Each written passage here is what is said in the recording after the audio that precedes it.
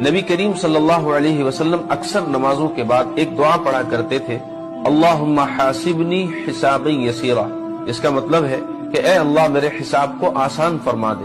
تو ایک مرتبہ حضرت عائشہ صدیقہ رضی اللہ تعالی عنہا نے اس دعا کو پڑھتے ہوئے سنا تو انہوں نے پوچھا، یا رسول اللہ، حساب کے آسان ہونے کا کیا مطلب ہے؟ حضور نے فرمایا کہ کل قیامت کے دن اللہ تعالیٰ بندے کے نام اعمال کو دیکھ کر اس کو معاف فرما دے۔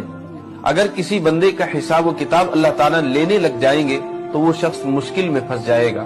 تو دوستو، مرنا ہم سب کو ہے، قبر کا عالم ہے، میدان محشر کا منظر ہے۔